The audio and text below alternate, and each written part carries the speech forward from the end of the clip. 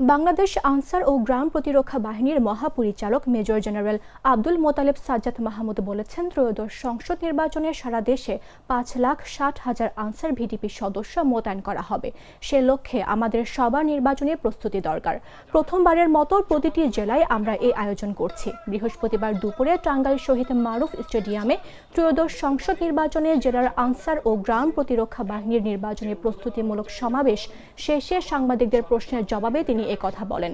তিনি আরও বলেন, নির্বাচনে আনসার সদস্যরা মূল ভূমিকা পালন করবে। প্রতিটি কেন্দ্রে 13 জন করে আনসার সদস্য দায়িত্ব পালন করবে।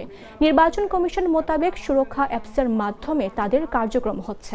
আপনারা সবাই জানেন যে সারা দেশব্যাপী অ্যারাউন্ড 5,60,000-এর মতো আনসার ভিডিপি সদস্য আসন্ন ত্রয়োদশ সংসদ নির্বাচন এবং গণভোট উপলক্ষে মোতায়েন হবে। সেই মোতায়েনের অংশ হিসেবে আমাদের সকলের নির্বাচনী একটা প্রস্তুতিমূলক সমাবেশের প্রয়োজন হয়। কারণ আনসার ভিডিপি একমাত্র বাহিনী যাদের এই সদস্যটা কিন্তু নিয়মিত সদস্য না।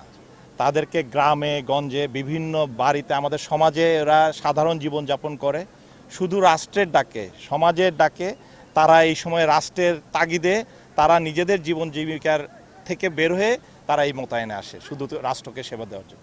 সো এই যে প্রান্তিক পর্যায় থেকে আসা একজন হঠাৎ করে 5 বছর পরে তাদেরকে সঠিকভাবে কাজটা করানো খুবই কষ্টসাধ্য ব্যাপার। আমার একটা স্মার্ট সিদ্ধান্তে 25% গ্যাসের খরচ কমেছে। ভাবছেন কিভাবে? সাধারণ গ্যাস স্টোভ বদলে আমি এনেছি আরএফএল গ্যাস স্টোভ। এর সাইন্টিফিক নজল ও ব্রাস বার্নার ক্যাপ সমানভাবে তাপ ছড়িয়ে রান্না করে দ্রুত। তাই গ্যাসও বাঁচায় 25%, টাকাও বাঁচে 25%। আরএফএল গ্যাস স্টোভ নিরাপদ ও গ্যাস সাশ্রয়ী।